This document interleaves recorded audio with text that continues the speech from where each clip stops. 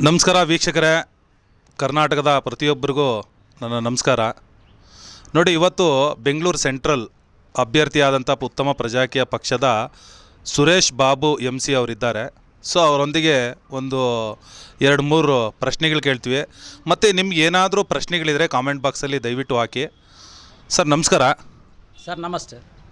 Sir, ಈಗ ನೀವು ಪ್ರತಿಯೊಬ್ಬರು ನಾವು ಯುವಕರು ಬದಲಾಗಬೇಕು, ನಮ್ಮ ಉತ್ತಮ ಪ್ರಜಾಕೀಯ ಪಕ್ಷ ಬಂದು ಒಂದು ಬದಲಾವಣೆ, ರಾಜಕೀಯವಾಗಿ ಪ್ರಜಾಕೀಯ ಬರಬೇಕು, ಪ್ರಜೆಗಳ ಕೈಗೆ ಅಧಿಕಾರ ಬರಬೇಕು ಅಂತ ಒಂದು ದೊಡ್ಡ ಅಭಿಯಾನನೇ ನಡೀತಾ ಇದೆ. ಯಾರು ಯುವಕರು ಬಾಯಲ್ಲಿ ನೋಡಿದ್ರು ಸರ್ ಪ್ರಜಾಕೀಯ ಬರಬೇಕು ಅಂತ ಹೇಳ್ತಿದ್ದಾರೆ. ಸರ್, ಪ್ರಜಾಕೀಯ ಒಂದು ಯೂತಲ್ಲಿ ಇಷ್ಟೊಂದು ಬದಲಾವಣೆ ತಂದಿರೋ ನೀವು ಕ್ರೈಮ್ ರೇಟ್ನ ಯಾವ ಥರ ರೆಡ್ಯೂಸ್ ಮಾಡೋದಕ್ಕೆ ಒಂದು ಪ್ಲಾನ್ ಇಟ್ಕೊಂಡಿದ್ದೀರಾ ಸರ್ ತಾವು? ತುಂಬ ಧನ್ಯವಾದಗಳು ಸರ್. ಕ್ರೈಮ್ ರೇಟು ರೆಡ್ಯೂಸ್ ಹೆಂಗೆ ಮಾಡ್ಬೋದು ಅಂದರೆ, ನಾನು ಆಲ್ಮೋಸ್ಟ್ ಒಂದು 5-6 ವರ್ಷಗಳಿಂದ ಪ್ರತಿಯೊಂದು ಸಮಸ್ಯೆಗಳು ಏನಿರುತ್ತೋ ಅದನ್ನೆಲ್ಲ ತೊಗೊಂಡು ಒಂದು ರಿಸರ್ಚ್ ಕಾನ್ಸೆಪ್ಟ್ ಥರ ಮಾಡ್ತೀನಿ, ಲಾಜಿಕಲಿ ಕನೆಕ್ಟ್ ಮಾಡ್ತೀನಿ. ಅದು ನಂದು ಒಂದು ಕಾನ್ಸೆಪ್ಟ್. ಯಾವಾಗಲೂ ಯಾವುದೋ ಒಂದು ಸಮಸ್ಯೆ ಇದ್ದರೆ ಅದನ್ನು ತೊಗೊಂಡು ಲಾಜಿಕಲಿ ಕನೆಕ್ಟ್ ಮಾಡಿಬಿಟ್ಟು ಅದಕ್ಕೆ ಔಟ್ಪುಟ್ ಕೊಡಬೇಕು, ಕನ್ವಿನ್ಸ್ ಆಗಿರೋದು, ಮತ್ತು ಅದಕ್ಕೆ ಒಂದು ಸೊಲ್ಯೂಷನ್ ಕೊಡಬೇಕು. ಈಗ ನೀವು ಕ್ರೈಮ್ ರೇಟ್ ಅಂತದ್ದು ಒಂದು ಒಳ್ಳೆಯ ವಿಷಯ. ಅದು ಈ ಕ್ರೈಮ್ ರೇಟ್ ಬಂದುಬಿಟ್ಟು ಬರೀ ನಮ್ಮ ದೇಶಕ್ಕಲ್ಲ, ಇಡೀ ಪ್ರಪಂಚದಲ್ಲೇ ಅಟ್ ಪ್ರೆಸೆಂಟು ಕ್ರೈಮ್ ರೇಟು ತುಂಬ ಜಾಸ್ತಿ ಆಗ್ತಿದೆ. ಈ ಕ್ರೈಮ್ ರೇಟು ಕಮ್ಮಿ ಮಾಡಬೇಕಾದ್ರೆ ಯಾವ ರೀತಿ ನಾವು ಅದನ್ನು ಇದು ಮಾಡಬೇಕು ಅಂದರೆ, ನಾವು ನೋಡಿ, ನಾನು ಆಲ್ರೆಡಿ ರಿಸರ್ಚ್ ಮಾಡಿ ಇಟ್ಕೊಂಡಿದ್ದೀನಿ. ನಾನು MCMC ಅವರಿಂದ ಅಪ್ರೂವಲ್ಲು ತೊಗೊಂಡಿದ್ದೆ ಈ ಮ್ಯಾಟ್ರ್ ಬಗ್ಗೆ. ಮತ್ತು ಇದರಲ್ಲಿ ಏನಿದೆ ಅಂದರೆ, ನಮ್ಮ ದೇಶದಲ್ಲಿ 30,000-40 ಸಾವಿರ ಕೊಲೆಗಳಾಗ್ತಿದೆ ಪ್ರತಿ ವರ್ಷ. NCBR ಅಂದರೆ national crime bureau of records. ಇದು ಬಂದ್ಬಿಟ್ಟು ಅಥೆಂಟಿಕೇಟ್, ನೀವು ವೆಬ್ಸೈಟಲ್ಲೂ ಚೆಕ್ ಮಾಡ್ಬೋದು, ನಿಮಗೆ ಮಾಹಿತಿ ಸಿಗುತ್ತೆ. 30,000-40 ಸಾವಿರ ಕೊಲೆಗಳಾಗ್ತಿದೆ, 40,000-60 ಸಾವಿರ ಸೂಸೈಡ್ಗಳಾಗ್ತಿದೆ, ಮತ್ತು 1.5 ಲಕ್ಷದಿಂದ 2 ಲಕ್ಷ ಜನ ರಸ್ತೆ ಅಪಘಾತದಿಂದ ತೀರೋಗ್ತಾ ಇದ್ದಾರೆ ಜನಗಳು. ನಾವೀಗ ಒಂದು ಉದಾಹರಣೆಗೆ ತೊಗೊಂಡ್ರೆ ಸರ್, ಈಗ ಒಂದೊಂದು ವ್ಯಕ್ತಿ ಸೇರಿದ್ರೆ ನಮ್ಮ ದೇಶ 142 ಕೋಟಿ ಜನ ಇದ್ದಾರೆ. ಪ್ರತಿಯೊಬ್ಬ ವ್ಯಕ್ತಿ ಸೇರಿದ್ರೇ ನಮ್ಮ ದೇಶ ಆಗೋದು. ಒಬ್ಬ ವ್ಯಕ್ತಿನೂ ಒಂದೊಂದು ದೇಶ. ಈಗ ಯಾರೋ ಹೊರಗಡೆಯಿಂದ ಬಂದುಬಿಟ್ಟು ಇಲ್ಲೇನೋ ಕೃತ್ಯ ಮಾಡಿಬಿಟ್ಟು ನಮ್ಮ ದೇಶದವ್ರನ್ನ ಸಾಯಿಸ್ತಾರೆ ಇದ್ದಾರೆ ಅಂದರೆ ನಾವು ಅವ್ರನ್ನ ಟೆರರಿಸ್ಟ್ಗಳು ಅಂತ ಹೇಳ್ತೀವಿ. ಯಾಕಂದರೆ ಅವ್ರಿಗೆ ಅಲ್ಲಿಂದ ದುಡ್ಡು ಕೊಟ್ಟು ಕಳಿಸಿರ್ತಾರೆ, ಅವ್ರ ಕರ್ತವ್ಯ ಅವ್ರದ್ದು ಏನು ಮಾಡ್ತಾರೆ, ಅವ್ರು ಬಂದು ಇಲ್ಲಿಂದ ಜನ ಕೊಯ್ತಾ ಇದ್ದಾರೆ, ಅವ್ರು ಬ್ರೈನ್ ವಾಶ್ ಮಾಡಿ ಈ ಥರ ಆಗಿದ್ದಾರೆ. ಆದರೆ ಇಲ್ಲಿ ನಾವು ಲಾಜಿಕಲಿ ಏನು ಯೋಚನೆ ಮಾಡಬೇಕು ಅಂದರೆ, 30,000-40 ಸಾವಿರ ಜನ ನಮ್ಮನ್ನು ನಾವೇ ಸಾಯಿಸ್ಕೊತಾ ಇದ್ದೀವಿ ಕ್ರೈಮ್ ರೇಟ್ ಮೂಲಕ, ಮರ್ಡರ್ಗಳೇ ಇದ್ರ ಮೂಲಕ. ಅದರಿಂದ ಜನಗಳಿಗೆ ಇದನ್ನು ಅರಿವಾಗೋ ಥರ ಹೇಳಬೇಕು. ಯಾವ ಸರ್ಕಾರನೂ ಕ್ರೈಮ್ ರೇಟ್ನ ಇಷ್ಟಿದೆ ಮತ್ತು ಆತ್ಮಹತ್ಯೆ ರೇಟ್ ಇದೆ 40,000-60 ಸಾವಿರ ಅಂದರೆ ತುಂಬ ದೊಡ್ಡ ಕೌಂಟು ಸರ್. ಮತ್ತು ಪ್ರತಿ ವರ್ಷ ನಾವು ಇಲ್ಲಿ 40 ಸಾವಿರ ಜನ, ಇಲ್ಲಿ 60 ಸಾವಿರ ಜನ, 1 ಲಕ್ಷ ಜನಗಳನ್ನ ಕಳ್ಕೊತಾ ಇದ್ದೀವಿ ಪ್ರತಿ ವರ್ಷ. ಅದರಿಂದ ಇದನ್ನು ಕುತ್ಕೊಂಡು ನಾವು ಲಾಜಿಕಲ್ ಯೋಚನೆ ಮಾಡಿ ಹೆಂಗೆ ಕ್ರೈಮ್ ರೇಟ್ ಕಮ್ಮಿ ಮಾಡ್ಬೋದು. ಹೆಂಗೆ ಮಾಡ್ಬೋದು ಅಂದರೆ, ಅಟ್ ಪ್ರೆಸೆಂಟ್ ಇಡೀ ಪ್ರಪಂಚಾದ್ಯಂತ ಇರೋದು ರಿಯಾಕ್ಟಿವ್ ಲಾ, ಅಂದರೆ ಕ್ರೈಮ್ ಆದಮೇಲೆ ಅಪರಾಧಿನ ಹಿಡಿದ್ಬಿಟ್ಟು ಅವ್ರಿಗೆ ಶಿಕ್ಷೆ ಕೊಡ್ತಾ ಇದ್ದೇವೆ. ಅದರಿಂದ ಈ ರಿಯಾಕ್ಟಿವ್ ಲಾ ನಾವು ಇನ್ನೂ ಎಷ್ಟೇ ವರ್ಷ ಮಾಡ್ಕೊಂಡೋದ್ರು ಕ್ರೈಮ್ ರೇಟ್ ಹಿಂಗೆ ಇರುತ್ತೆ. ನಾವು ಇದಕ್ಕೆ ಪ್ರೊಯಾಕ್ಟಿವ್ ಲಾ ಮಾಡಬೇಕು. ಪ್ರೊಯಾಕ್ಟಿವ್ ಲಾ ಅಂದರೆ ಅಪರಾಧ ಆಗಕ್ಕೆ ಮುಂಚೆನೇ ಅಪರಾಧಗಳನ್ನ ಸಂಖ್ಯೆನ ಕಮ್ಮಿ ಮಾಡಬೇಕು. ಈ ಪ್ರೊಯಾಕ್ಟಿವ್ ಲಾ ನಾವು ಅಪ್ಲೈ ಮಾಡಿ ಗೌರ್ಮೆಂಟು ಇದ್ರ ಬಗ್ಗೆ ಚಿಂತೆ ಮಾಡಿದ್ರೆ ನಮ್ಮ ಅಪರಾಧ ಪ್ರಮಾಣ ಅಟ್ಲೀಸ್ಟ್ ಒಂದು 25-30-50% ಹಿಂಗೆ ಕಮ್ಮಿ ಆಗುತ್ತೆ. ನನ್ನ ಉದ್ದೇಶ, ನನ್ನ ವಿಷನ್ ಏನು ಅಂದರೆ, ನಮ್ಮ ದೇಶದಲ್ಲಿ 0 ಕ್ರೈಮ್ ರೇಟ್ ಆಗಬೇಕು, ಒಂದು ಕ್ರೈಮೇ ಆಗಬಾರ್ದು. ಈ ರೀತಿ ಹೆಂಗೆ ಮಾಡ್ಬೋದು ಅಂದರೆ, ಒಂದು ಎಫೆಕ್ಟಿವ್ ಪ್ಲ್ಯಾನ್ ಏನಂದರೆ, ನಿಮಗೆಲ್ಲ ಕರೋನಾ ಬಂದಾಗ ನಿಮ್ಗೆ ಗೊತ್ತಿದೆ ಯಾವ ಥರ ಸರ್, ಅದು ನೀವು ಹೆಂಗೆ ಕಡಿಮೆ ಮಾಡ್ಬೋದು ಸರ್. ಈಗ ಕರೋನಾ ಬಂದಾಗ ಒಂದು 5 ಲಕ್ಷ ಜನ ಪ್ರಾಣ ಉಳಿಸೋದಕ್ಕೋಸ್ಕರ ನಾವು ಆಲ್ಮೋಸ್ಟ್ 1-1.5 ವರ್ಷ ಲಾಕ್ಡೌನ್ಗಳು ಮಾಡಿದ್ವಿ. ಮತ್ತು ಜನಗಳಿಗೆ ತಿಳುವಳಿಕೆ ಕೊಟ್ವಿ, ನೀವು ಸೋಷಿಯಲ್ ಡಿಸ್ಟೆನ್ಸ್ ಮಾಡಬೇಕು, ನೀವು ಕೈ ಶುದ್ಧಿ ಮಾಡ್ಕೋಬೇಕು, ಮತ್ತು ವ್ಯಾಕ್ಸಿನ್ ತೊಗೋಬೇಕು. ಇದೆಲ್ಲ ಎಷ್ಟೋ ಒಂದು ನಿಯಮಗಳನ್ನ ಹಾಕ್ಬಿಟ್ಟು ಅದನ್ನು ಕರೋನಾ ನಾವು ಯಶಸ್ವಿಯಾಗಿ ಜಯಿಸಿದ್ವಿ ಕರೋನಾನ. ಅದೇ ಥರ ಕ್ರೈಮ್ ರೇಟ್ಗೂ 3 ತಿಂಗಳಿಗೆ ಒಂದ್ಸತಿ ನಾವು ಲಾಕ್ಡೌನ್ ಮಾಡಬೇಕು. ಲಾಕ್ಡೌನ್ ಮಾಡಿ ಒಂದ್ಸತಿ ಲಾಕ್ಡೌನ್ ಮಾಡಬೇಕು, ಕ್ರೈಮ್ಗೋಸ್ಕರ ಲಾಕ್ಡೌನ್ ಮಾಡಬೇಕು, ಪ್ರೊಯಾಕ್ಟಿವ್ ಲಾಗೋಸ್ಕರ ಲಾಕ್ಡೌನ್ ಮಾಡಬೇಕು. ಈ ಲಾಕ್ಡೌನ್ ಮಾಡಿಬಿಟ್ಟು ಜನಗಳಿಗೆ ಸಂದೇಶ, ಎಲ್ಲ ಮೀಡಿಯಾದಲ್ಲಿ ಇದರಲ್ಲಿ ಈ ಸಂದೇಶ ಕೊಡಬೇಕು, ಪ್ರತಿಯೊಂದು ಜೀವದ ಬೆಲೆ ಏನು ಅಂತ ಇಡೀ ದೇಶದ ಜನಕ್ಕೆ ಅರ್ಥ ಆಗಬೇಕು. ಸೊ ನನ್ನ ಒಂದೊಂದು ಅಂದಾಜಿಗೆ ಒಂದು ಜೀವದ ಬೆಲೆ ಎಷ್ಟಿರ್ಬೋದು ಸರ್? ಎಲ್ಲರೂ ಕೇಳಿದ್ರೆ ಕೆಲವರು ಹೇಳ್ಬೋದು, ಈಗ ಸರ್ಕಾರ ಟ್ರೈನ್ ಆಕ್ಸಿಡೆಂಟಲ್ಲಿ ತೀರೋದ್ರೆ ಒಂದು ಜೀವಕ್ಕೆ 5 ಲಕ್ಷ ಬೆಲೆ ಕೊಡ್ತಾರೆ. ಇನ್ನೊಂದು ಏನೋ ಒಂದು ಇದರಲ್ಲಿ ಹೇಳಿದ್ರೆ, ಯಾರನ್ನ ರೈತರು ಸೂಸೈಡ್ ಮಾಡ್ಕೊಂಡ್ರೆ 10 ಲಕ್ಷ ಕೊಡ್ತಾರೆ. ಇದು ಜೀವದ ಬೆಲೆ ಅಂತ ಅವ್ರು ಅಂದ್ಕೊಂಡಿದ್ದಾರೆ. ಆ್ಯಕ್ಚುಲಿ ನಿಜವಾದ ಜೀವದ ಬೆಲೆ ಏನು ಅಂದರೆ, ನಾವು ಇಡೀ ಬ್ರಹ್ಮಾಂಡದಲ್ಲಿರೋ ಚಿನ್ನ, ಬೆಳ್ಳಿ, ದುಡ್ಡು ಎಲ್ಲ ಸುರಿದ್ರೆ, ಬರೀ ಭೂಲೋಕದಲ್ಲ, ಬೇರೆ ಗ್ರಹಗಳಿಂದ ಚಿನ್ನ ಬೆಳ್ಳಿ ಎಲ್ಲ ತೊಗೊಂಬನ್ನಿ, ಡೈಮಂಡ್ ಎಲ್ಲ ಒಂದು ಕಡೆ ಇಟ್ಟರು ರಾಶಿ, ಒಂದು ಹೋಗಿರೋ ಜೀವನ ವಾಪಸ್ ತರೋಕ್ಕಾಗಲ್ಲ. ಇದು ಒಂದು ಜೀವದ ಬೆಲೆ. ಖಂಡಿತ ಸತ್ಯ. ನೋಡಿ, ನಮ್ಮದು ಒಂದು ಜೀವದ ಬೆಲೆ ಎಷ್ಟು ಅಂತ, ಅದೇ ಥರ ನಮ್ಮ ಓಟಿನ ಬೆಲೆನೂ ಅಷ್ಟೇ ಪ್ರಾಮುಖ್ಯತೆ ಆಗುತ್ತೆ. ಖಂಡಿತ ಸರ್, ಹೇಳಿ. ಇಷ್ಟು ಒಂದು ಅಮೂಲ್ಯವಾದ ಜೀವನ ನಾವು 40ರಿಂದ 1 ಲಕ್ಷ ಜೀವ ಕಳ್ಕೊತಾ ಇದ್ದೀವಿ ಅಂದರೆ ಅದಕ್ಕೆ ನಾವು ಒಂದು ಟಾಪ್ ಪ್ರಯಾರಿಟಿ ಕೊಟ್ಬಿಟ್ಟು ಆ ಕ್ರೈಮ್ ರೇಟ್ನ ಕಮ್ಮಿ ಮಾಡಬೇಕು. ಈ ಲಾಕ್ಡೌನಲ್ಲಿ ಜನಗಳಿಗೆ ಫಸ್ಟು ಒಂದು ಜೀವದ ಬೆಲೆ ಅರಿವು ಮೂಡಿಸ್ಬೇಕು. ಜೀವದ ಬೆಲೆ ಸರ್ಕಾರ ಹೇಳ್ದಂಗೆ 10 ಲಕ್ಷ 5 ಲಕ್ಷ ಅಲ್ಲ ಜೀವದ ಬೆಲೆ. ಒಂದು ಜೀವದ ಬೆಲೆ ಇಡೀ ಬ್ರಹ್ಮಾಂಡದ ಆಸ್ತಿ ಹಾಕಿದ್ರು ಅಷ್ಟು ಕಾಸ್ಟ್ಲಿ ಒಂದು ಜೀವ. ಈಗ ನಮ್ಮ ಹೆಣ್ಮಗಳು ಯಾರೋ ಒಬ್ರು ಆಚೆ ಹೋಗಿರ್ತಾರೆ ಅಥವಾ ನಮ್ಮ ಮಗ ಯಾರೋ ಒಬ್ರು ಆಚೆ ಹೋಗಿರ್ತಾರೆ, ಅವ್ರು ಸೇಫ್ಟಿಯಾಗೆ ಮನೆಗೆ ಬರಬೇಕು. ನಮ್ಮ ದೇಶದಲ್ಲಿ ಆ ಥರ ಒಂದು ದೇಶ ನಿರ್ಮಾಣ ಆಗಬೇಕು ಅಂದರೆ ಅಷ್ಟು ನೆಮ್ಮದಿ ಇರಬೇಕು. ಆವಾಗ ಅದು ನಿಜವಾದ ಪ್ರಜಾಪ್ರಭುತ್ವ ದೇಶ ಅಂತ ನಾವು ಹೆಮ್ಮೆಯಿಂದ ಹೇಳ್ಕೋಬೋದು. ನಮ್ಮ ಹೆಣ್ಮಗಳು ಬೆಳಗ್ಗೆ 4 ಗಂಟೆಗೆ ಬಂದ್ರು ಅವ್ಳು ಸೇಫಾಗಿ ಬರ್ತಾರೆ ಅಂತ ಒಂದು ಕಾನ್ಫಿಡೆನ್ಸ್ ಪ್ರತಿಯೊಬ್ಬ ಪ್ರಜೆಗೂ ಇರಬೇಕು.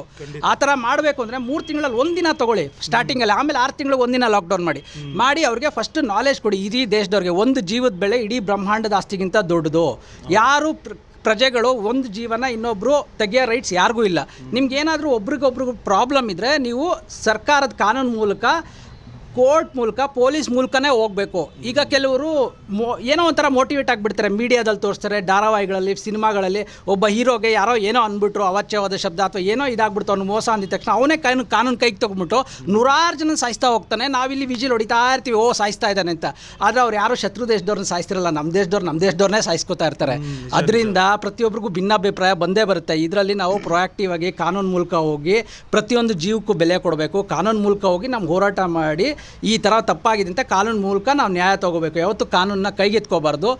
ಈ ಥರ ಮಾಡಿದ್ರೆ ಪ್ರೊಯಾಕ್ಟಿವ್ ಜನಗಳಿಗೆ ನಾಲೆಜ್ ಕೊಟ್ಟರೆ ಕ್ರೈಮ್ ರೇಟು ತುಂಬ ಕಮ್ಮಿ ಆಗುತ್ತೆ. ಇನ್ನೂ ತುಂಬ ವಿಷಯಗಳಿದೆ, ಅದು ಆಮೇಲೆ ಹೇಳ್ಬೋದು. ಸರ್ ಖಂಡಿತ ನಿಮ್ಮ ಕಾನ್ಸೆಪ್ಟು ನಮಗೆ ತುಂಬ ಇಷ್ಟ ಆಯಿತು ಸರ್. ಇದು ಈ ಥರ ಪ್ರತಿಯೊಬ್ಬರೂ ಒಂದು ಪೊಲೀಸ್ ಅಧಿಕಾರಿನೂ ಅಷ್ಟೇ ಪಾರದರ್ಶಕವಾಗಿರಬೇಕು, ಮತ್ತು ಆ ಲಾ ಮಾಡೋ ಅಂಥ ಒಬ್ಬ ಲಾಯರೂ ಅಷ್ಟೇ ಪಾರದರ್ಶಕವಾಗಿರಬೇಕು, ಮತ್ತು ಒಂದು ಪ್ರಜೆನೂ ಅಷ್ಟೇ ಪಾರದರ್ಶಕವಾಗಿರಬೇಕು. ಈ ಥರ ಬರೋದಕ್ಕೆ ಅದಕ್ಕೆ ಮುಂಚೆ ನಮ್ಮ ವ್ಯವಸ್ಥಿತವಾದ ಒಂದು ಒಳ್ಳೆ ವ್ಯವಸ್ಥೆನೂ ಬರಬೇಕಲ್ಲ ಸರ್, ಅದೂ ಬೇಕಲ್ವಾ? ನೀವು ಹೇಳ್ತಿರೋದು 100% ಕರೆಕ್ಟ್ ಸರ್. ಯಾಕಂದರೆ ನಿಮ್ಗೊಂದು ಒಳ್ಳೆ ಔಟ್ಪುಟ್ ಬರಬೇಕು ಅಂದರೆ ನೀವು ಹೋಗ್ಬಿಟ್ಟು ಒಬ್ಬ ಒಳ್ಳೆ ಈ ಪ್ರಜಾ ಕಾರ್ಮಿಕನ ನೀವು ಒಬ್ಬ ಒಳ್ಳೆ ವ್ಯವಸ್ಥೆಯಿಂದ ಸೆಲೆಕ್ಟ್ ಮಾಡಬೇಕು. ನೀವು 5 ವರ್ಷಕ್ಕೊಂದ್ಸತಿ ವೋಟ್ ಹಾಕ್ತೀರಾ ಅಂದರೆ ನಿಮಗೆ ಏನಾಗುತ್ತೆ, ನಮ್ಮ ದೇಶಕ್ಕೆ ಯಾರು ತುಂಬ ಒಳ್ಳೇದು ಮಾಡ್ತಾರೆ, ಯಾವ ವ್ಯವಸ್ಥೆ ತುಂಬ ಚೆನ್ನಾಗಿದೆ ಅದನ್ನು ನೀವು ಸ್ಟಡಿ ಮಾಡಬೇಕು. ಪ್ರಜೆಗಳು ನಮ್ಮ ಕರ್ತವ್ಯ. ಅಂಥ ಒಂದು ವ್ಯವಸ್ಥೆಗೆ ಯಾವುದು ಕರೆಕ್ಟಾಗಿ ಸಿಸ್ಟಮ್ಯಾಟಿಕ್ ಆಗಿರುತ್ತೆ, ಸ್ಟ್ಯಾಂಡರ್ಡ್ ಆಪರೇಟಿಂಗ್ ಪ್ರೊಸೀಜರ್ ಇರುತ್ತೆ. ಈಗ ನಾನು ಬರ್ಬೋದು, ನೀವು ಬರ್ಬೋದು, ಇನ್ನೊಬ್ರು ಬರ್ಬೋದು. ಒಬ್ಬೊಬ್ರು ಬಂದಾಗ ಒಂದೊಂದು ಥರ ಅಧಿಕಾರ ಮಾಡೋದು, ಒಂದೊಂದು ಥರ ಆಡಳಿಕೆ ಮಾಡೋದಲ್ಲ. ಒಂದು ಸ್ಟ್ಯಾಂಡರ್ಡ್ ಪ್ರೊಸೀಜರ್ ಥರ ಇರಬೇಕು. ಯಾರೇ ವ್ಯಕ್ತಿ ಮೇಲೆ ಡಿಪೆಂಡ್ ಆಗಬಾರ್ದು ಸರ್. ಇವಾಗ ಒಬ್ಬ ವ್ಯಕ್ತಿ ಇವತ್ತಿರ್ತಾನೆ, ನಾಳೆ ಹೋಗ್ತಾನೆ. ಖಂಡಿತ. ಅಂದರೆ ನೀವು ಹೇಳೋದು SOP ಎಲ್ಲ ಕಂಪ್ನಿಗಳಲ್ಲಿ, ಎಲ್ಲ ಮಲ್ಟಿನ್ಯಾಷನಲ್ ಕಂಪ್ನಿಗಳಲ್ಲಿ, ಪ್ರತಿಯೊಂದು ಪ್ರೈವೇಟ್ ಕಂಪ್ನಿಗಳಲ್ಲೂ ಇರುತ್ತೆ SOP. ಸೊ ಆ SOP ಅಂತಂದರೆ ಹೇಗೆ ಸರ್, ಹೇಗೆ ಅಂತ ಅದು ಒಂದು ಸ್ವಲ್ಪ ನಮ್ಮ ವೀಕ್ಷಕರಿಗೆ ವಿವರವಾಗಿ ತಿಳಿಸ್ತೀರಾ ಸರ್? SOP ಅಂದರೆ ಸ್ಟ್ಯಾಂಡರ್ಡ್ ಆಪರೇಟಿಂಗ್ ಪ್ರೊಸೀಜರು. ಇದು ಜಸ್ಟ್ ಒಂದು ಈ ಥರ ಅಲ್ಲ, ಸಿಂಪಲಾಗಿ ಅರ್ಥ ಮಾಡ್ಕೋಬೇಕು ಅಂದರೆ ಯಾವ ಥರ ಅಂದರೆ ಇಲ್ಲಿ ಒಬ್ಬ ವ್ಯಕ್ತಿ ಮುಖ್ಯ ಅಲ್ಲ. ಇವತ್ತು ನಾನು ಬಂದಿರ್ತೀನಿ, ನಾನೊಂಥರ ಇಲ್ಲಿ ಒಂದು ಕೆಲಸ ಮಾಡಿರ್ತೀನಿ, ನನ್ನ ಪ್ರಜಾ ಕಾರ್ಮಿಕ. ಮೇಯ್ನಾಗಿ ಬಂದ್ಬಿಟ್ಟು ನಮ್ಮ ಜನಗಳಿಗೆ ಈ MLA MP ಗಳೆಲ್ಲ ನಾಯಕರು ಅಂತ ನಾವು ಅಂದ್ಕೊಂಡ್ಬಿಡ್ತೀವಿ. ಆ್ಯಕ್ಚುಲಿ ಅಕಾರ್ಡಿಂಗ್ ಟು ಡೆಮೋಕ್ರಸಿ ಇದೆಲ್ಲ ನಾವು ನಾಯಕರು ಅಲ್ವೇ ಅಲ್ಲ, ನಾವು ಒಬ್ಬ ಸಾಮಾನ್ಯ ಪ್ರಜೆಗಳೇ. ನೀವು ವೋಟ್ ಬಟನ್ ಪ್ರೆಸ್ ಮಾಡ್ತಿರಲ್ಲ, ಅದರಲ್ಲಿ ನೀವು ಅಷ್ಟು ಜನ, ಲಕ್ಷಾಂತರ ಜನ, ನಿಮ್ಮದು ಒಂದು ಪ್ರಜಾಪ್ರಭುತ್ವದ 5 ವರ್ಷ, ಯಾಕಂದರೆ ನೀವೇನೋ ಕೆಲಸ ಮಾಡ್ತಿರ್ತೀರಾ, ಈ ನಿಮ್ಮ ಕಾರ್ಮಿಕ ಕೆಲಸ ಮಾಡೋದಕ್ಕೆ ಆ ಅಧಿಕಾರನ ನೀವು ಆ ಬಟನ್ ಒತ್ತೋದ್ರ ಮೂಲಕ, ಸಂವಿಧಾನದ ಮೂಲಕ ಒಬ್ಬ ಕಾರ್ಮಿಕನಿಗೆ ಅಧಿಕಾರ ವರ್ಗಾವಣೆ ಮಾಡ್ತೀರಾ ಸರ್. ಅದು ಹಂಗಲ್ಲ. ನೀವು ಪ್ರಜಾಕೀಯದಲ್ಲಿ ನೀವು ಈಗ ನಾನು ಇನ್ನೊಬ್ಬರಿಗೆ ಇಂಟರ್ವ್ಯೂ ಮಾಡಿದ್ದೆ ಇದಕ್ಕೆ ಮುಂಚೆ, ಬಾಲಕೃಷ್ಣ ಅನ್ನೋರಿಗೆ. ಸೊ ಅವ್ರು ಹೇಳಿದ್ರು, ಇಲ್ಲ ನೀವು ವೋಟ್ ಹಾಕ್ಬಿಟ್ಟು ನಮ್ಮನ್ನು ಕೆಲ್ಸಕ್ಕೆ ಇಟ್ಕೊಳ್ಳಿ, ಅಧಿಕಾರ ನಿಮ್ಮ ಕೈಲಿ ಇಟ್ಕೊಳ್ಳಿ, ನೀವು ಆ ಜವಾಬ್ದಾರಿ ತೊಗೊಂಡು ನನ್ನ ಹತ್ರ ಕೆಲಸ ಮಾಡಿಸ್ಕೊಳ್ಳಿ ಅಂತ ಹೇಳಿದ್ರು ಅವರು. ಅಂದರೆ ಪ್ರಜಾಕೀಯಕ್ಕೆ ನೀವು ವೋಟ್ ಹಾಕಿದ್ರೆ ಪ್ರಜೆಗಳ ಕೈಗೆ ನಾವು ಅಧಿಕಾರ ಕೊಟ್ಬಿಟ್ಟು ನೀವು ಹೇಳ್ದಾಗ ನಾವು ಕೆಲಸ ಮಾಡೋ ಕಾರ್ಮಿಕರು ಅಂತ ಹೇಳಿದ್ರು.